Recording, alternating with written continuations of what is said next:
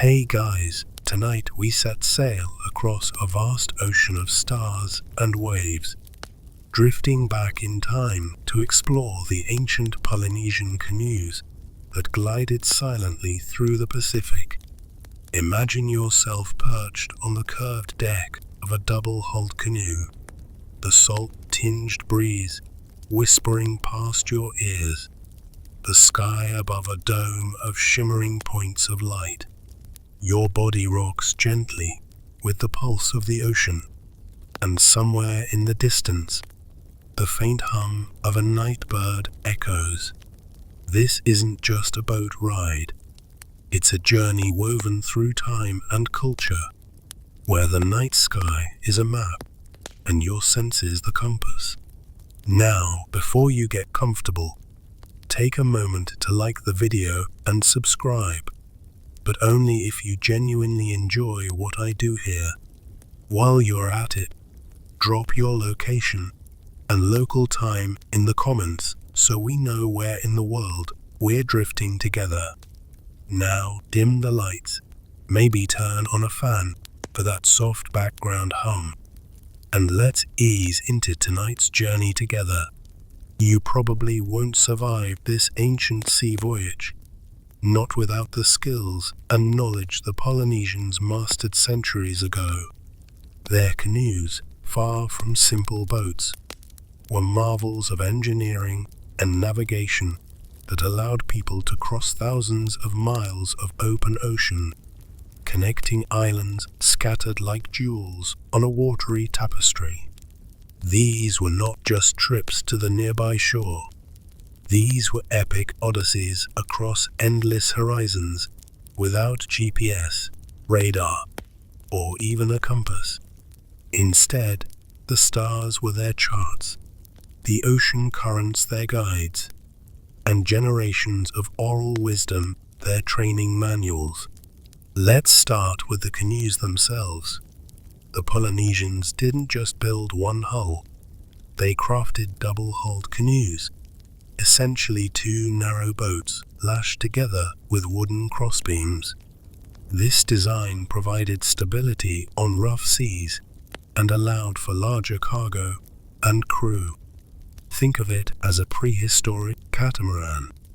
These vessels could be up to 100 feet long, carved carefully from giant trees like koa or breadfruit. The wood was light yet strong, perfectly suited for the rigors of the Pacific. One fascinating tidbit: some double-hulled canoes were covered with woven mats, and even sails made from pandanus leaves, giving them the ability to harness the wind efficiently. The Polynesians could sail both with the wind and, thanks to clever maneuvering, even slightly against it, a feat that required expert skill and deep knowledge of ocean physics.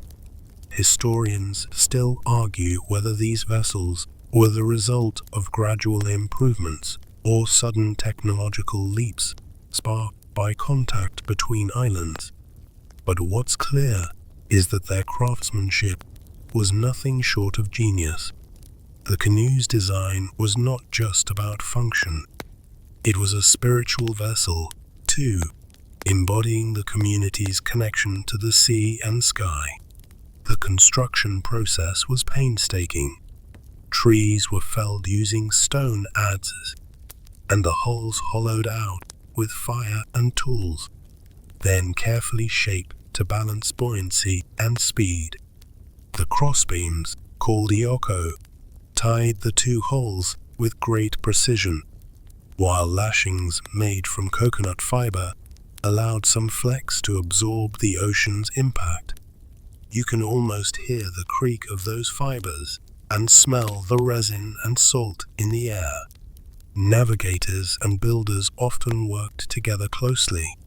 The canoe's creation as much a social and spiritual ritual as a practical project.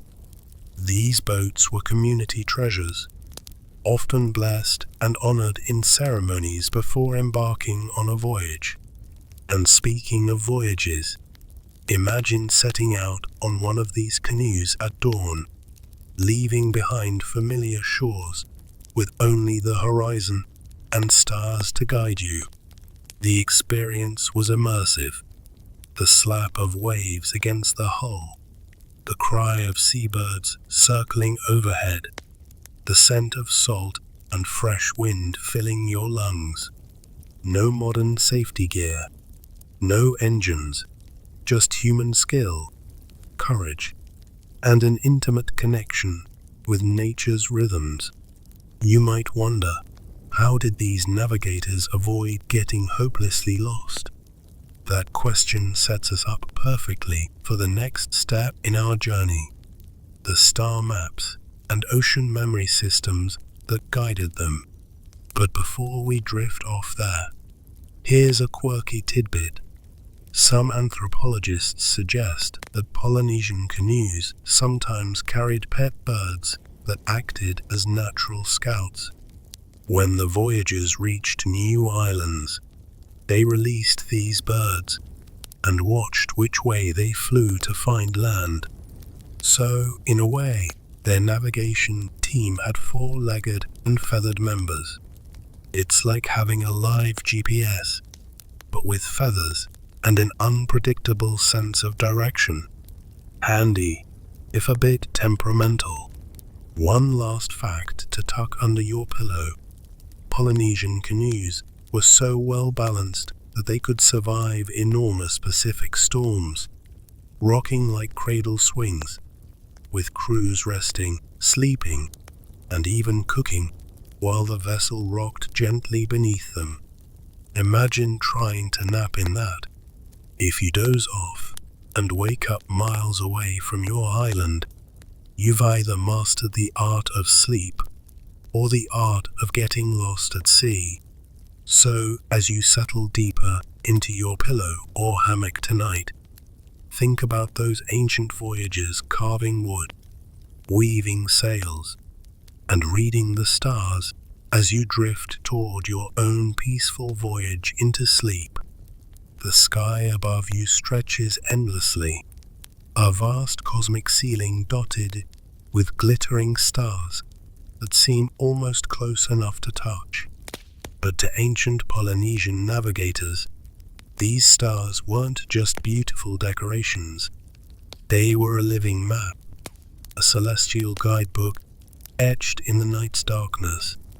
You lean back, gaze tracing the constellations, and suddenly the sky feels like a road map, pointing you toward distant islands hidden beyond the horizon's curve. Polynesians developed incredibly detailed star maps, though not on paper or etched in stone, but in their memories and oral traditions.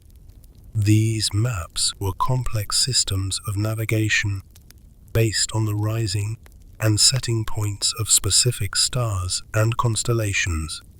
Each star had a purpose and a direction. For example, when a particular star rose above the horizon, it signaled to turn or maintain a course. The positions of stars were like road signs in the sky, constantly shifting with the seasons, but always reliable if you knew how to read them. You probably didn't know this, but they memorized entire star paths that helped them steer their canoes across thousands of miles of open ocean. These paths were often taught through songs, chants, and stories, which made them easier to remember and far more poetic than any GPS coordinates. Imagine humming a tune whose lyrics describe the position of stars and the direction to steer to reach your destination. It's like a lullaby that keeps you on course. Historians still argue whether Polynesian star navigation developed independently or was influenced by other maritime cultures like the Micronesians or Southeast Asians.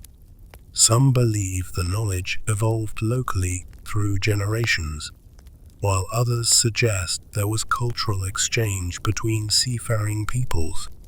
Either way, the mastery is unquestionable. One fascinating fact: Polynesian navigators didn't rely on just one star, but often tracked clusters or groups of stars, moving between them as the night progressed. They would shift their focus from the Southern Cross to Orion and back, following these stars' arcs across the sky like a cosmic dance partner. It's a mesmerizing mental exercise, the kind of thing that would make even the most dedicated stargazer a bit dizzy.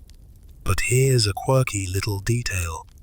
The navigators used the brightness of stars to judge distance. Bright stars were like familiar landmarks, while dimmer stars marked far-off directions. They even noted subtle color differences, like how some stars twinkle in shades of red or blue, which helped differentiate one star from another in the vast night sky. It's like having a secret color-coded star map only you could read. This knowledge was often passed down from master navigators to apprentices in formal training lasting years. The apprentices had to memorize hundreds of stars and their positions relative to each other and to the horizon. This wasn't just mental exercise, it was survival training. Forget a star's position, and your canoe could drift for days without finding land. There was also the concept of etuk, a clever mental technique where navigators imagined the canoe fixed in place and the islands and stars moving around them. By picturing which star the canoe was passing at any moment, they could keep track of progress without relying on physical instruments. It's a navigation hack that's both elegant and surprisingly effective, given the tools they had or didn't have. The oral tradition aspect is critical here.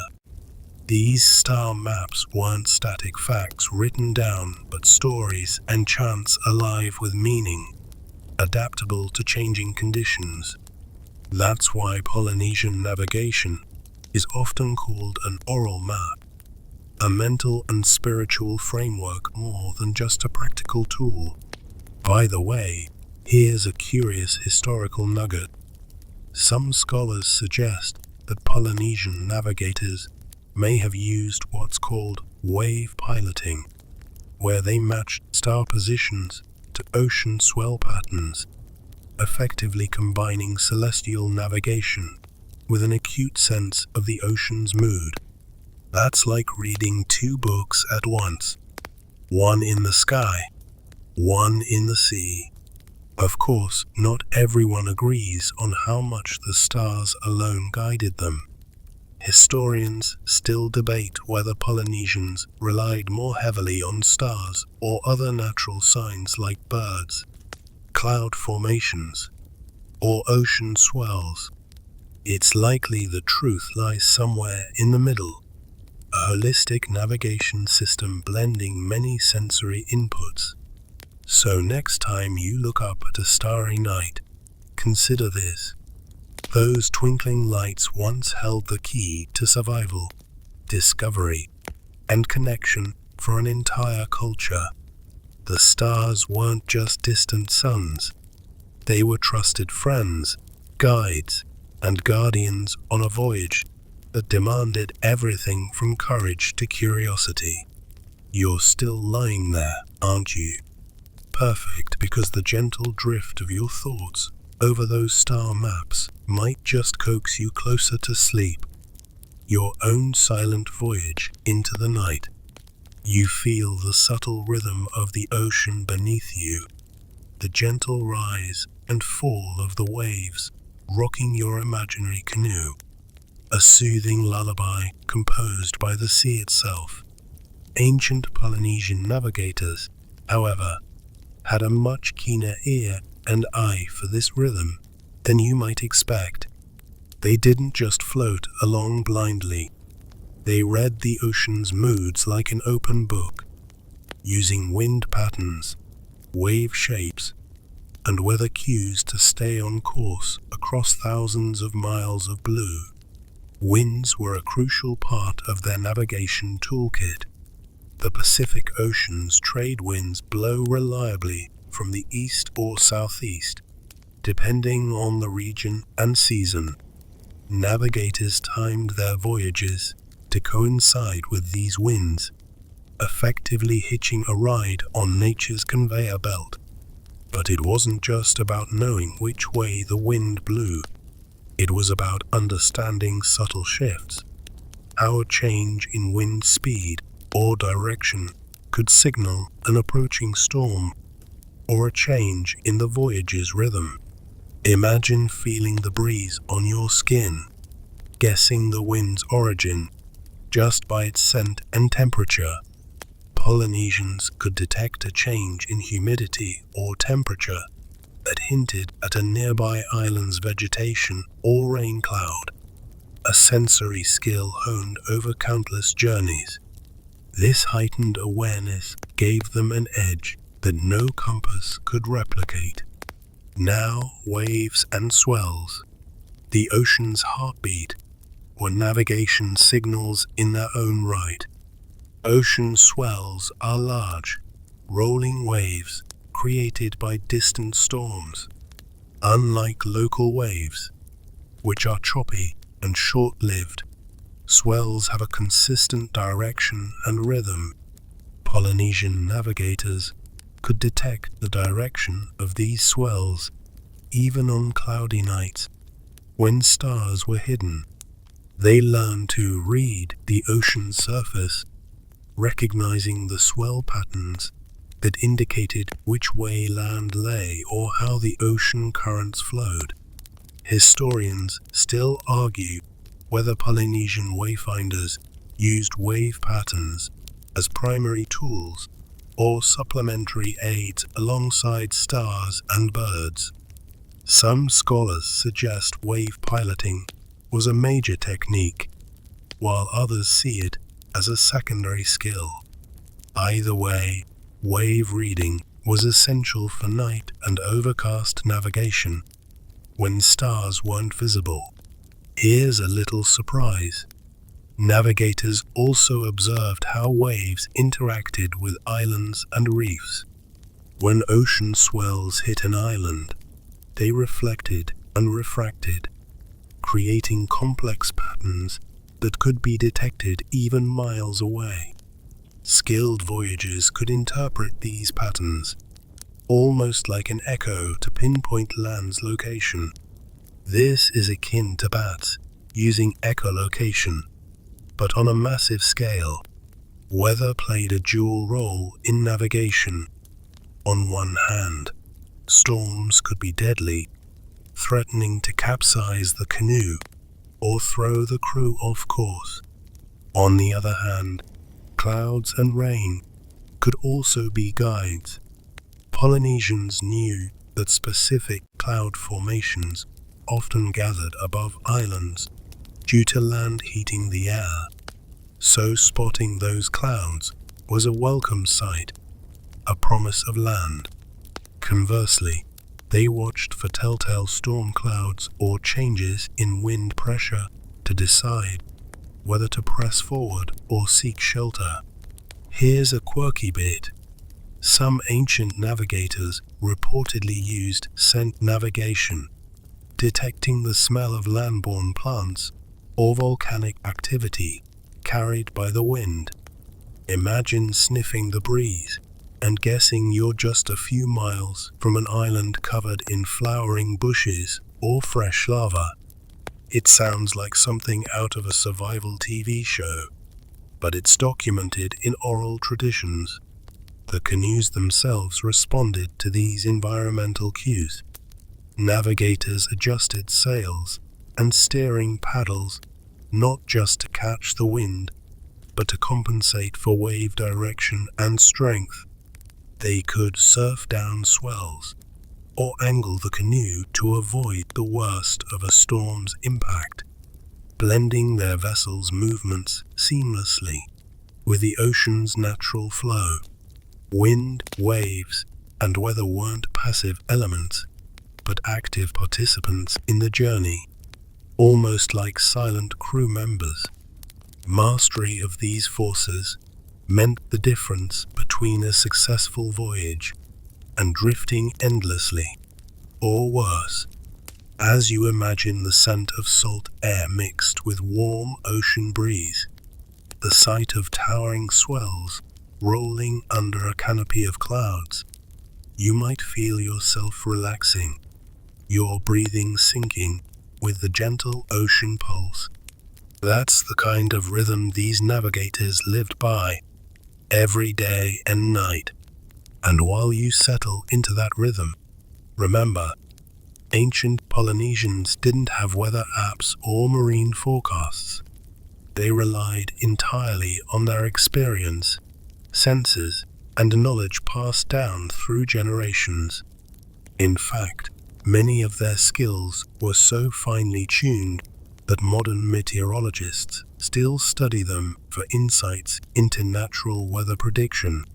So, next time the wind brushes your face or waves lap gently at a shore, think of those early voyagers who read those signs as clearly as you read this text, only with lives hanging in the balance and the vast ocean stretching endlessly before them. The ocean's whispers might just be the lullaby you need tonight. The night deepens as your imaginary canoe cuts through the calm sea, and you wonder how those ancient Polynesian navigators managed to keep such precise direction without a single compass, sextant, or modern instrument. The truth is, they didn't need any of those gadgets.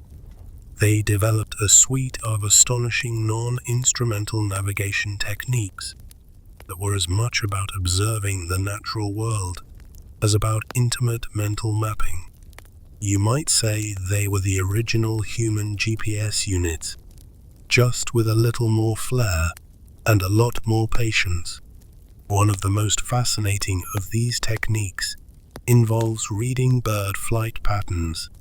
Seabirds, like the white tern or the frigate bird, rarely stray far from land, and their behavior often signals the proximity and direction of islands. Navigators watched for these birds' morning flights out to sea and their evening returns to land. For example, spotting a flock flying inland at dusk was a sure sign that land lay in that direction. It's a natural system, so clever it almost feels like cheating, but it's just science and observation working together. But birds were just part of the story. Ocean swells, as we touched on before, were equally crucial.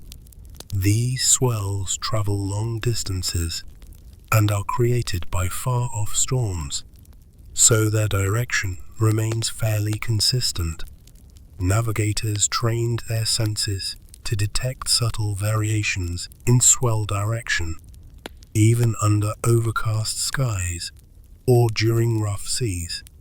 It's not easy to imagine now, but being able to feel the ocean's pulse beneath the hull, to distinguish the difference between a swell coming from the northeast versus one from the east, was a life-saving skill. Historians still argue whether this wave piloting was the dominant method of navigation or a supplementary aid, but its significance cannot be overstated. Another less obvious clue came from cloud formations. Clouds often build up above islands due to the heat rising from the land. Certain island clouds tend to hover over land masses during specific times of the day. So even when the island itself was hidden behind the horizon or fog, experienced navigators could use these clouds as visual hints for land's direction. It's like nature's own GPS marker, but it can be as subtle as the softest shadow on the horizon. There's also the tactile and intuitive knowledge embedded in the way ocean currents interact with the canoe. Skilled navigators sensed changes in water temperature, salinity, and current flow by feeling how the canoe moved through the water, or by observing the behavior of floating debris like seaweed and driftwood.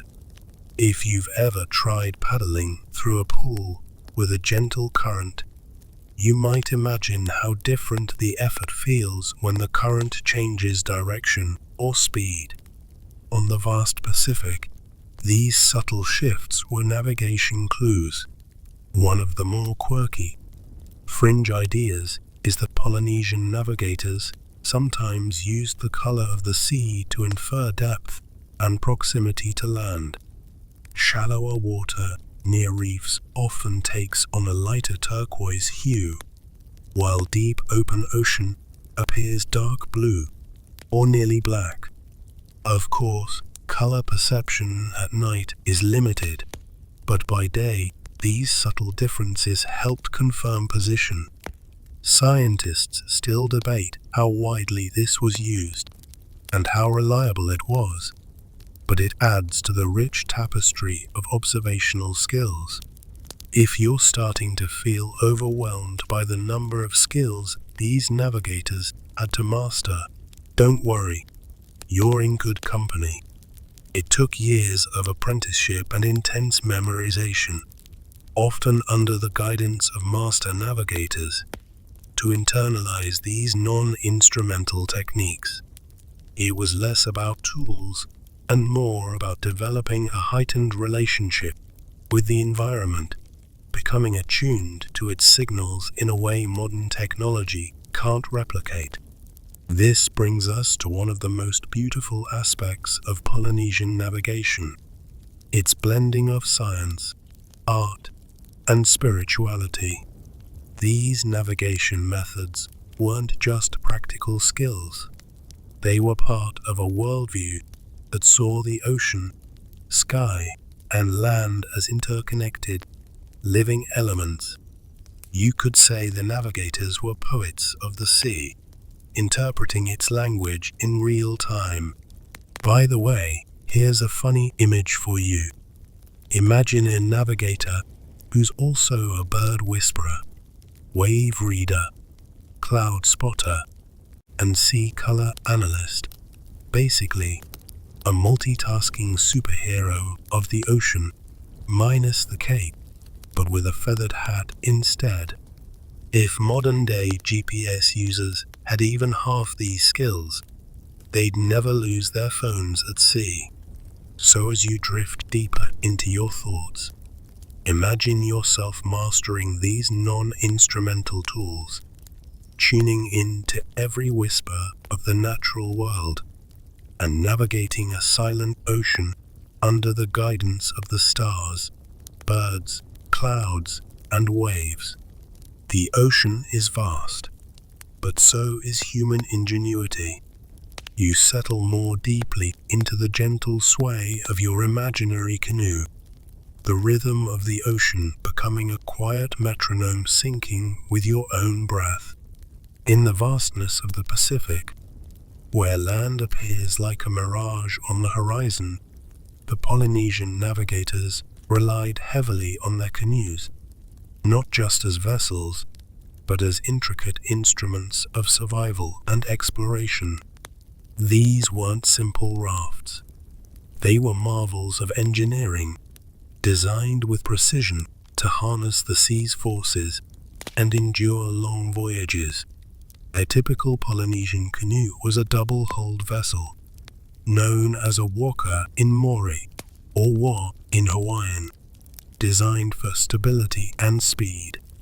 Picture two long, slender hulls joined by crossbeams and covered with planks, with a large sail made of woven pandanus leaves catching the trade winds. This configuration allowed the canoe to glide smoothly over the waves, resisting capsizing even in rough seas.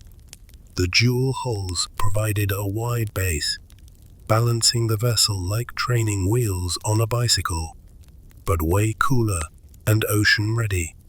The design varied by island group, with some canoes featuring outriggers, smaller floats attached to one side for extra balance. These features weren't just for show. They reflected centuries of trial, error, and adaptation to different oceanic conditions. Navigators knew their canoes intimately, sensing every creak and swell, making micro-adjustments with paddles or steering boards called armor to keep the craft on course.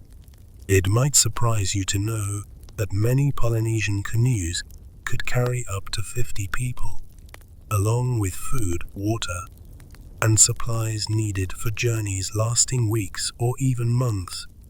These weren't just fishing boats, but ocean-going vessels capable of inter-island travel across thousands of miles of open sea. The sheer scale of these canoes is a testament to Polynesian craftsmanship and maritime knowledge. Historians still argue whether some of these large vessels were built entirely by Polynesians, or if external influences from Asia or the Americas played a role in certain construction techniques. Regardless, the skill involved in building and navigating these canoes remains awe-inspiring. Another quirky detail: the wood used to build canoes was carefully selected for buoyancy, strength, and flexibility. Different tree species were chosen depending on their properties. Some woods floated better, others resisted rot, or were easier to carve.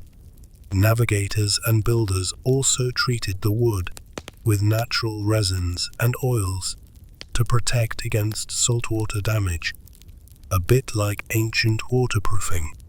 The sails, often triangular or crab claw-shaped, were ingeniously designed to catch varying wind directions efficiently. Their shape and material allowed for impressive maneuverability, even enabling canoes to tack against the wind or make sharp turns when needed. This was critical when steering through narrow reef channels or changing course due to weather. Polynesian canoes were more than tools. They were cultural symbols, vessels of identity and pride. They embodied the connection between people and ocean, a physical representation of the voyage's spiritual and social importance. Canoe building was often a communal activity, accompanied by rituals and chants to bless the vessel and ensure safe passage. Interestingly, some Polynesian communities had canoe carvers or master builders who were revered like artists or priests. Their knowledge was sacred and passed down carefully. Losing this knowledge in some regions during colonial disruptions created real cultural loss, making recent efforts to revive traditional canoe building all the more poignant. Imagine now the experience of riding these canoes: the salty spray, the creak of wood, the taut pull of the sails, the steady rhythm of paddles dipping into water. You feel part of a living tradition stretching back millennia, one that required not just physical endurance, but a deep mental connection to craft, ocean, and sky. So, as you let your imagination float on those gentle waves, think about the canoe itself as a silent, steadfast partner, strong, responsive, and perfectly tuned to the demands of Pacific navigation. It's not just a boat, it's a floating masterpiece.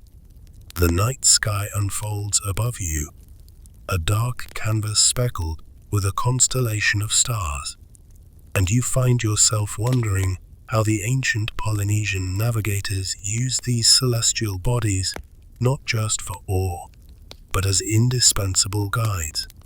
Stars, after all, were the original navigation apps, blazing points of light that mapped out the ocean for those who knew their secrets.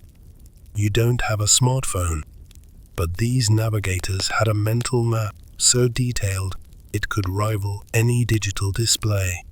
Unlike modern sailors relying on compasses or GPS, Polynesian wayfinders memorized the rising and setting points of dozens of stars. Each star rose at a particular spot on the horizon and set at another, forming a celestial highway across the sky. By observing which stars appeared and where, navigators could determine direction, even in pitch darkness, or when clouds obscured the moon. Imagine lying on a canoe's deck, eyes trained on the night sky, noting the faint shimmer of the star Sirius, or the bright glow of the Pleiades cluster. These stars acted like landmarks, fixed points against which you could measure your canoe's heading. The Polynesian system also included star paths, sequences of stars that rose and set in a pattern, guiding the way across vast stretches of open ocean. Historians still argue whether Polynesians used a formal star compass or a more intuitive, memorized star chart, but ethnographic studies and oral histories confirm the importance of stars in their navigation. This knowledge was orally passed from teacher to apprentice in complex chants and stories, turning the night sky into a living classroom. One quirky but fascinating fact is that the star compass isn't drawn on paper or wood, but lives entirely in the navigator's mind. It's a mental model so intricate, it's been compared to a GPS coordinate system. The navigator doesn't need to look up constantly, but can visualize star positions even with closed eyes, guiding their canoe instinctively. The role of the moon was more nuanced. While stars provided direction, the moon's phases helped estimate the passage of time during voyages. Observing the waxing and waning of the moon helped navigators track how many nights had passed since leaving land, an essential aspect of long journeys. Sometimes the moon's light was the only source of illumination on a moonlit night, making it a companion as much as a timekeeper. In addition, the movement of planets like Venus and Jupiter was also noted by Polynesians. These bright celestial bodies served as additional reference points, especially during certain seasons or times of the year. For instance, Venus, often called the morning star, helped mark seasonal changes important for timing voyages. It's easy to forget how challenging it was to navigate purely by stars without modern optics. Cloud cover could hide your celestial guideposts, and the ocean's vastness made landmarks few and far between. Navigators developed techniques to compensate, such as memorizing wave patterns or bird behavior, but stars remained the primary directional tool. Imagine the patience and concentration required, lying on the deck, eyes fixed upward for hours, memorizing the subtle shifts in star positions, while waves and wind tug the canoe in unpredictable ways. It's like a blend of science, art, and sheer mental discipline. Here's a funny thought. If a modern navigator used a star compass, GPS might seem a little pedestrian. You wouldn't get a recalculating voice, but instead an ancient mental map glowing softly in your imagination, guiding you through the dark. So, as your eyelids grow heavier and the stars begin to blur, let their quiet brilliance remind you of those who crossed oceans not with engines or satellites, but with nothing but sky and skill, riding the waves beneath a celestial tapestry. The stars are more than lights. They are your guides home. As you sway gently on the imagined waves, the soft hum of the ocean blending with the faint rustle of leaves in your mind, it's time to explore how oral tradition shaped the knowledge of Polynesian navigation. You might think ancient sailors just memorized stars and waves on their own, but the reality is far richer and more communal. A cultural tapestry woven from stories, chants, and songs that acted as mnemonic devices. These weren't mere bedtime tales, but practical guides encoded in rhythm and rhyme, ensuring knowledge survived generations without a single written word. Think about the difficulty of memorizing dozens of star paths, wave patterns, and bird behaviors. Instead of dry lists, the Polynesians crafted elaborate oral narratives, often performed as chants or songs that made complex information easier to remember. The rhythms of these chants matched the steady cadence of paddling or the rocking of the canoe, embedding the knowledge into body and mind simultaneously.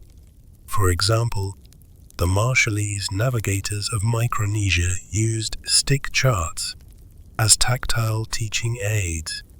These charts, made from sticks and shells, represented wave patterns and island positions. While they didn't accompany voyages, they were invaluable classroom tools.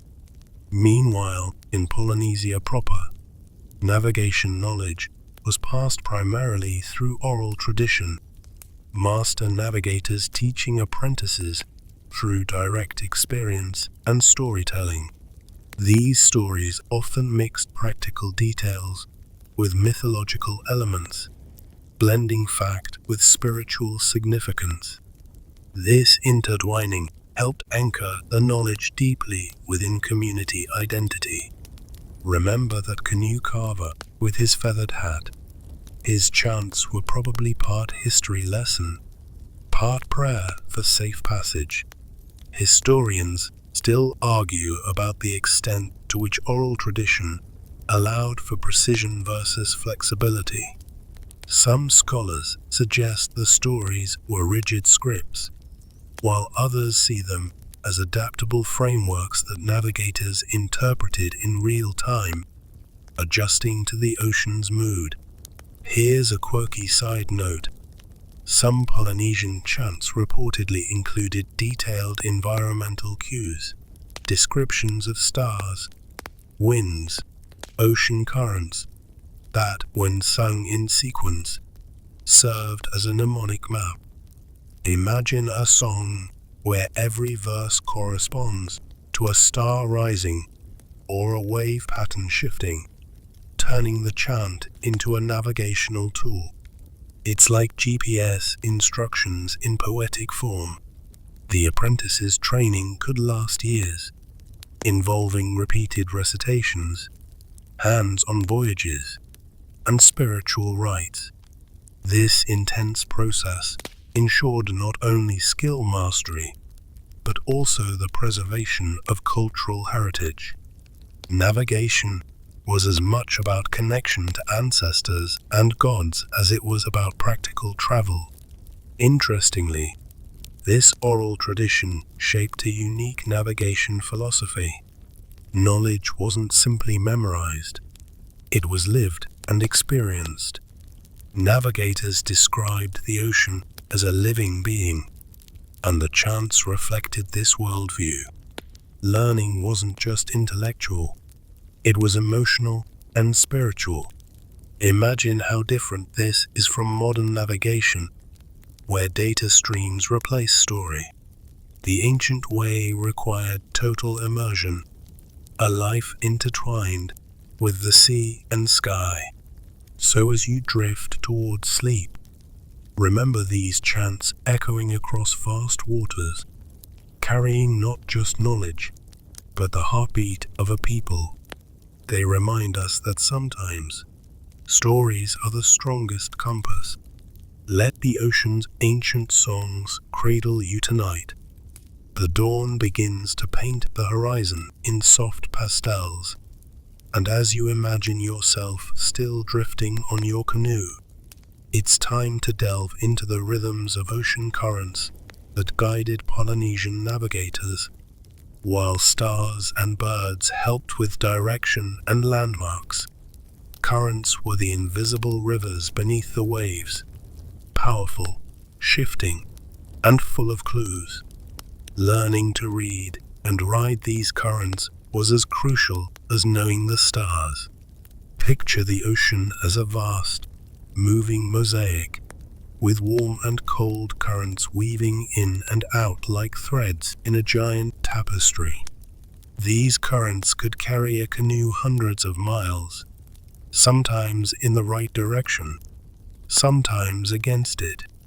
The key was understanding their patterns and timing voyages to align with favorable flows. Navigators developed an intimate knowledge of these underwater highways. They observed sea temperature changes by dipping their hands into the water or watching the behavior of floating seaweed and debris, which tended to cluster along current boundaries. In some cases, currents could be detected by the subtle rocking motion of the canoe, or by how the paddles felt as they cut through different water densities. The North Equatorial Current, the South Equatorial Current, and the Equatorial Countercurrent are examples of major Pacific currents that would have affected navigation. Polynesian wayfinders timed their journeys to catch these currents, boosting their speed and saving energy. It's like catching a moving sidewalk in an airport, except much wetter and a lot more unpredictable. Historians still argue whether ancient navigators used formal knowledge of these currents or relied more on empirical observation and experience. But there's no doubt that understanding currents was vital for efficient travel. Some scholars believe Polynesian navigators possessed a practical knowledge equivalent to oceanography, gained through generations of trial and error. One quirky bit: Polynesian sailors noticed fronts where currents met, creating surface turbulence or color changes in the water. These fronts sometimes indicated nearby islands or reefs. It's like the ocean was giving a subtle heads up. Hey, land's ahead, so pay attention. For a navigator trained in these signs, it was like reading a secret map written in water. The ocean's chemistry also played a role. For instance, freshwater runoff from islands could alter the salinity of nearby waters, affecting how the canoe moved and the marine life observed. Navigators watched for these changes, adding another layer to their complex environmental knowledge. Learning to use currents wasn't just about speed, it was about safety.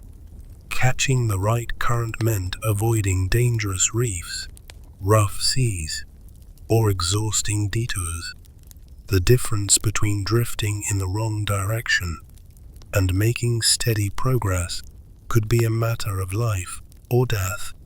Imagine the patience it took to wait for the perfect current, the trust in natural rhythms over your own plans or schedules. It's a lesson that feels especially gentle tonight. Sometimes, to move forward, you have to flow with the current, not fight it. So, as the sun rises and warms your imagined canoe deck, feel the invisible pull of ocean currents beneath you, steady and sure, carrying you forward on this ancient voyage. The sea is never still, and neither are you. You continue drifting, the gentle creak of the canoe mingling with the lapping of waves. And now it's time to explore the role of birds in Polynesian navigation. Imagine looking up and spotting a frigate bird soaring high above, its sharp eyes scanning the ocean below. Birds were like natural scouts, offering precious clues to nearby land and helping guide navigators across endless blue expanses.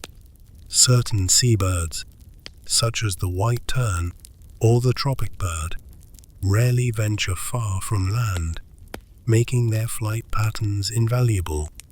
Polynesian navigators keenly observed these birds' behavior when they flew out in the morning and returned in the evening, where they nested and which direction they headed during feeding. Spotting these feathered messengers was a hopeful sign that land was within reach. What's fascinating is that some birds can travel over 50 miles from shore, but usually return to the same island, creating reliable directional signals. Navigators learned to read these patterns as part of their environmental toolkit. They didn't just watch the stars or currents.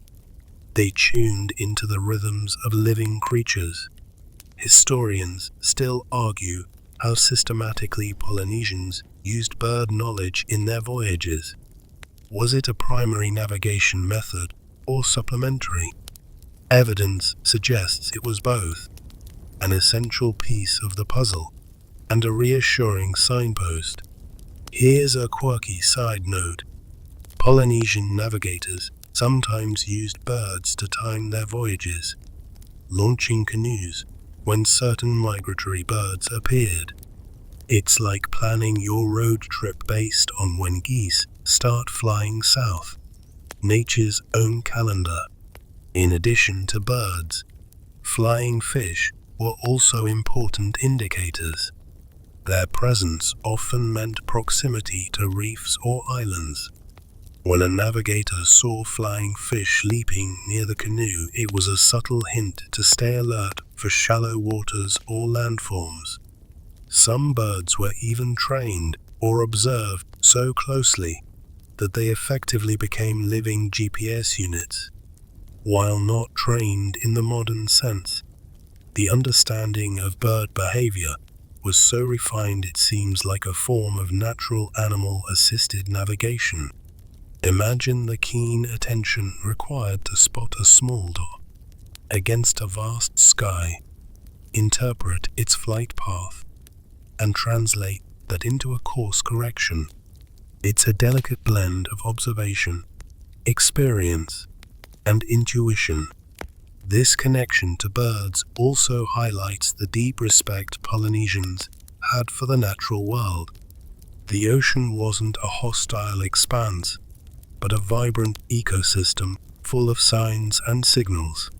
So, as you feel the canoe rocking gently beneath you, picture a frigate bird circling overhead, a quiet guide on your sleepy journey. Its wings carry stories of distant islands, safe harbors, and the endless quest for home. Let the bird's silent flight lull you deeper into calm. You're still rocking gently on the ocean's cradle, your mind sinking into the endless blue, while the sun climbs a little higher. Now it's time to dive into the vital role of ocean swells in Polynesian navigation. The steady, rolling waves that carry secrets beneath their surface and help guide you even when stars and birds play hide and seek. Swells aren't just waves breaking on the shore. They're deep, rhythmic movements traveling thousands of miles, telling a story only the keenest navigators can read. Picture yourself closing your eyes, feeling the swell beneath the canoe, long, consistent pulses rocking the hull like a heartbeat. These swells have direction and size, shaped by distant storms or steady trade winds far beyond the horizon. Polynesian navigators learned to read these patterns, using the swell's angle and rhythm as an invisible compass. Even when clouds cover the sky and stars vanish, or when birds disappear after flying out of sight, swells remain a dependable guide. Their direction rarely changes abruptly, making them a stable reference. Navigators felt the swell's motion against the canoe's hull, sensing subtle shifts that indicated changes in direction or proximity to land. Historians still argue how early Polynesians first discovered this skill, whether it was a gradual observation passed through generations or an intuitive breakthrough. What's clear is that swell reading became a refined art, a sixth sense developed through patience and practice. Here's a quirky fact. Swell patterns can interact, creating interference waves, areas of choppier water, or oddly shaped swells. Navigators learned to distinguish these from normal swells, understanding the underlying ocean dynamics well enough to navigate through or around them. The relationship between swell and canoe design is fascinating. The double-hulled canoe's stability allowed navigators to feel and interpret subtle motions without the fear of capsizing, unlike a single-hulled raft. This physical connection enhanced the navigator's ability to listen to the ocean's pulse. Another intriguing aspect is how swells vary depending on the season and prevailing winds. Navigators timed voyages to coincide with favorable swell conditions, riding these underwater waves like surfers riding a perfect set. Sometimes the ocean itself provided a highway, a rolling road of energy carrying the canoe forward. Imagine yourself tapping into this oceanic rhythm, the swell's steady push lulling your body into sync, calming your mind as if the sea is whispering a lullaby. This sensation of being gently rocked by the planet's heartbeat is both reassuring and hypnotic. So, as you sink further into your drifting reverie, feel the swell beneath you, a silent guide, an ancient metronome marking your voyage through the vast Pacific night. The ocean's pulse beats on, steady and sure, still cradled by the gentle swell. Your thoughts drift toward the remarkable craftsmanship of the Polynesian canoe itself, the vessel that made these epic voyages possible. It wasn't just a mode of transport, but a masterpiece of engineering and cultural symbolism, blending utility, artistry, and tradition in ways that might make modern yachts seem a bit boring.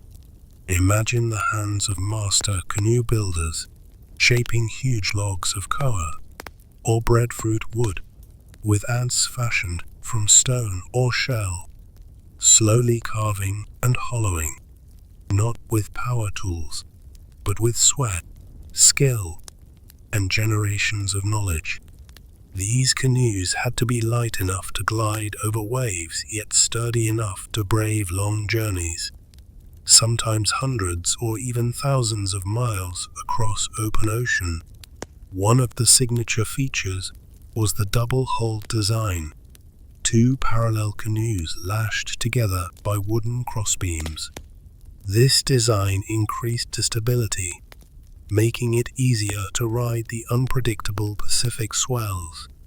It was essentially an ancient catamaran, centuries before catamarans became trendy sailing vessels. Historians still argue about when exactly the double-hulled canoe emerged.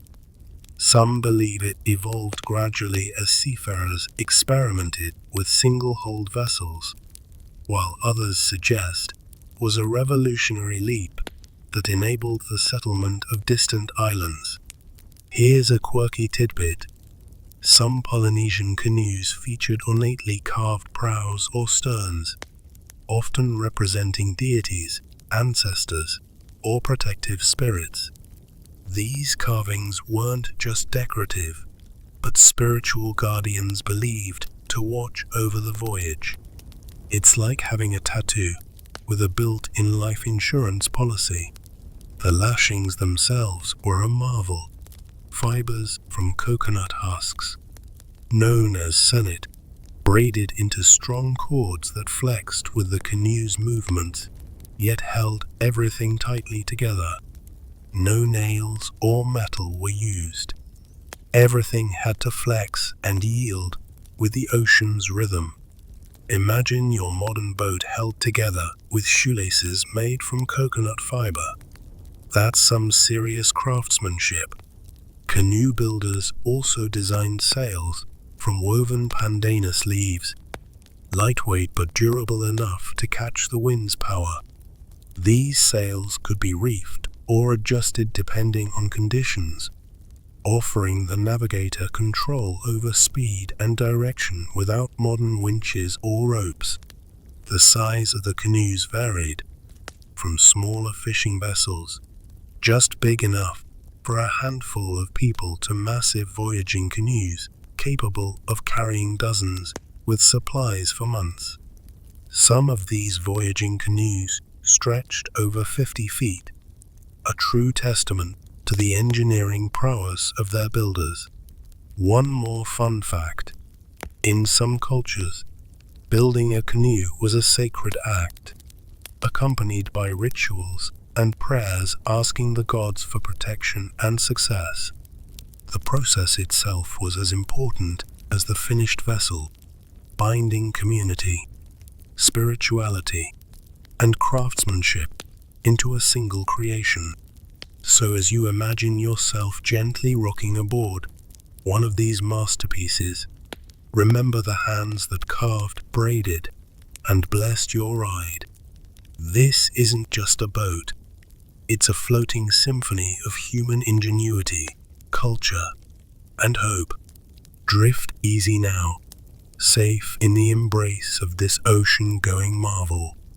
Still cradled in your mental canoe, the ocean's lullaby continues as we turn to the spiritual and ritualistic aspects of Polynesian navigation. Beyond the technical prowess and environmental savvy, navigation was deeply infused with a sense of sacredness, an interplay between human, nature, and the divine that shaped every journey. Imagine the navigator standing on the prow, not just steering a vessel, but conducting a ritual, feeling the presence of ancestors and gods guiding each decision. Before setting out, there were ceremonies to ask for safe passage, respect the sea's power, and honor the island spirits. These rituals were as important as checking the stars or currents. Historians still argue about how uniform these rituals were across the vast Polynesian triangle. While some island groups shared common practices, others developed unique ceremonies reflecting local beliefs and histories. But what unites them all is the deep reverence for the ocean as a living entity, a force both nurturing and dangerous. One fascinating detail: some navigators wore special garments or carried talismans believed to hold protective powers. These might be feathers, shells, or carved figures passed down through generations. Think of them as ancient good luck charms, but with a lot more cultural weight. There were also strict taboos, or kopu, governing who could navigate, when voyages could begin, and how certain elements of the environment were treated. Breaking these taboos wasn't just disrespectful, it was thought to bring bad luck or even disaster. For example, some cultures believed the ocean could become restless if the navigator failed to maintain spiritual balance or showed disrespect to the gods. This belief added a layer of responsibility beyond mere skill. Navigation was an act of spiritual harmony. Here's a quirky bit. In some Polynesian myths, the stars themselves were considered ancestral spirits watching over travelers. This might be why wayfinding was more than science. It was a conversation between living beings, sea, sky, and human. The navigation songs and chants mentioned earlier doubled as prayers, invoking protection and guidance. Singing wasn't just mnemonic, but also spiritual, creating a connection across space and time with the ancestors. This spiritual framework helped navigators endure long, uncertain journeys where the ocean's moods could change in an instant. It offered comfort, confidence, and a sense of purpose beyond the physical challenge. So as you feel yourself rocking with the waves, remember that these voyages weren't just practical.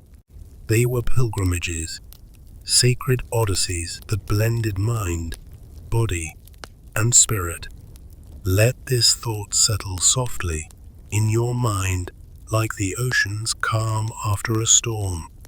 The ocean's gentle rocking still cradles you as we now explore the incredible oral traditions that preserved Polynesian navigation knowledge, stories, chants, and songs passed down through generations without a single written word. Imagine sitting by a fire under a star-studded sky, listening to an elder's deep voice weaving tales not just to entertain, but to teach essential survival skills. Polynesian navigators weren't just seafarers. They were storytellers, historians, and scientists all rolled into one. Their knowledge was embedded in carefully crafted chants that encoded information about stars, winds, currents, and islands. These oral maps were memorized with such precision that a navigator could cross thousands of miles of open ocean without getting lost.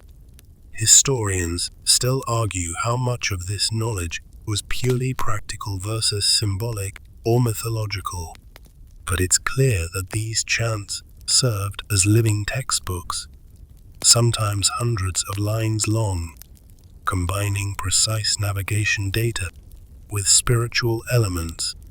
Here's a quirky fact. Some chants included references to animals and plants as natural markers. For instance, the sighting of a particular seaweed or bird species might be woven into a verse, reminding the navigator of proximity to certain islands. It's like embedding a nature guide into poetry. The act of chanting also helped maintain concentration and rhythm during long, exhausting voyages.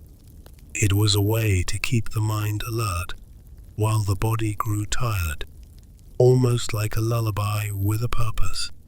Interestingly, oral tradition meant that knowledge was flexible yet durable. Stories evolved slightly with each telling, adapting to new discoveries or experiences while preserving core truths. This dynamic quality contrasts with the fixed nature of written maps. Another fascinating detail: navigation knowledge was often kept secret, passed only to select apprentices after years of training. This exclusivity ensured navigators maintained their elite status and protected the community's safety. Imagine the patience and discipline required to memorize thousands of lines, to sing your way through the ocean's vastness, relying solely on memory and intuition. It's a kind of brain training that would make most modern quiz champions jealous. So, as you drift in your canoe, Feel the echoes of ancient voices carried on the wind, their chants a steady pulse beneath the waves. Let their words lull you deeper into calm and sleep. Your canoe rocks gently as night deepens, and you drift further into the story of Polynesian voyages, this time focusing on the astounding feats of endurance and survival these navigators and crews endured on open ocean crossings. Imagine the challenges. No modern GPS, no rescue services, just your skill, your knowledge, and the vast blue stretching endlessly in every direction. The voyages could last weeks or months, depending on the distance and weather. Supplies were carefully packed: dried fish, taro, coconuts, and fresh water stored in gourds or coconut shells. But space was limited, and rationing was strict. Living conditions on the canoe were cramped and uncomfortable, often exposed to the elements. Historians still argue exactly how crews coped with hunger, thirst, and illness on such long journeys. Some suggest that navigation knowledge included strategies for locating ocean resources like fish or rain clouds, while others think social organization and ritual helped maintain morale. One quirky survival tidbit: Polynesian navigators sometimes used the presence of dolphins as a good omen. Dolphins not only guided the canoes, but could also be a source of fresh food in emergencies, though hunting them was rare and generally taboo. It's like having friendly neighborhood lifeguards who might also double as dinner guests if things got desperate. Sleeping aboard the canoe was a skill in itself. The ocean's constant motion required balance and alertness.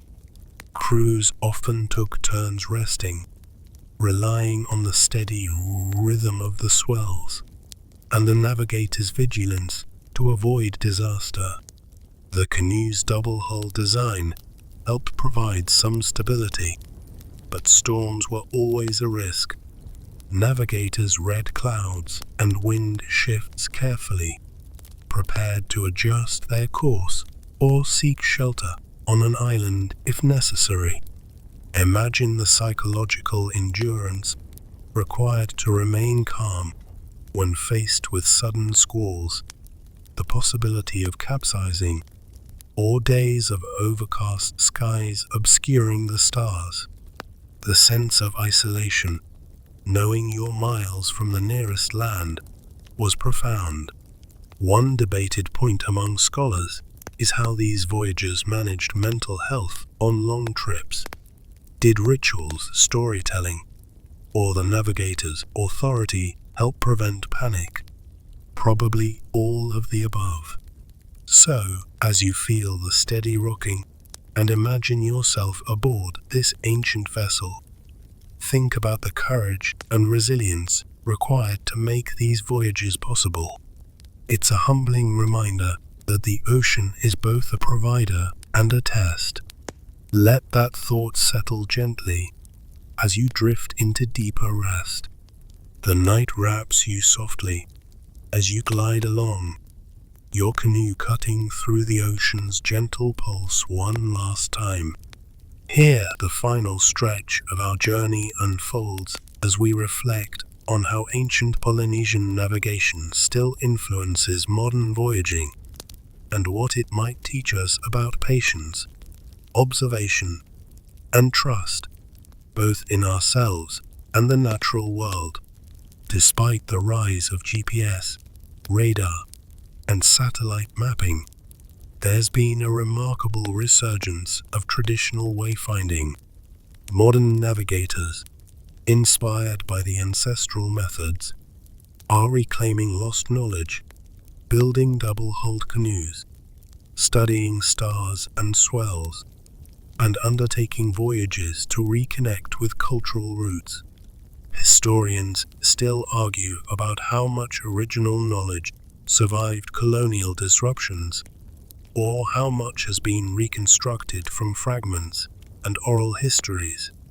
But the living traditions and successful modern voyages, like those by the Hokulea canoe, prove that ancient wisdom is not only relevant but powerful. A quirky modern twist.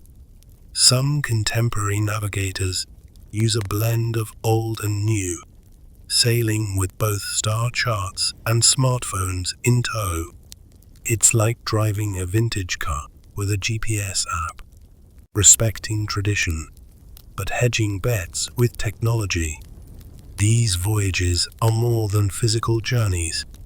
They are acts of cultural revival, a reclaiming of identity after centuries of colonization and change. They remind us of a time when humans relied deeply on observation, intuition, and respect for nature to explore the world. The lessons extend beyond navigation. Patience in the face of uncertainty, trust in subtle signs, and a sense of humility toward the vastness of the natural world. If you close your eyes now, you might feel the rhythm of the stars, the swell beneath you, and the quiet wisdom of those who came before. As your journey winds down, imagine the canoe reaching shore at dawn, land appearing softly on the horizon, birds calling, the smell of earth and salt mixing in the air. It's the end of one voyage and the beginning of countless others, carried in memory and spirit. Rest easy now, cradled by the ocean's breath and the steady pulse of the stars. Let the quiet power of this ancient journey guide you gently into sleep. Slow wind down. The ocean's rocking has softened, and the night around you is calm and deep. Your body feels lighter, your breath slower. As you float on this endless sea of quiet, the world narrows down to the simple rise and fall of the canoe beneath you. Every sway is gentle, rhythmic, like the heartbeat of the earth itself, steady and unhurried. The stories you've heard, the birds, stars, and swells, all blend into a peaceful hum. You're connected to something vast yet intimate, an ancient conversation between sky and sea, between human and nature. There is no rush here, only patient waiting and quiet trust. If any worries drifted through your mind earlier, let them fade now, like distant clouds dissolving into the horizon. Feel the steady pulse of the ocean, the timeless lullaby that has rocked countless generations before you. You are safe, held in the embrace of the sea's calm. Your eyelids grow heavier with each sway, your thoughts slow, drifting toward dreams shaped by the stars and whispered by the waves. The canoe moves onward, steady and sure, carrying you toward rest and renewal.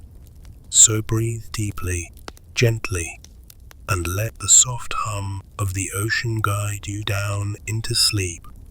There is nowhere else to be, nothing else to do. Just this peaceful, endless voyage into the quiet night. Sweet dreams. End of script. Sweet dreams.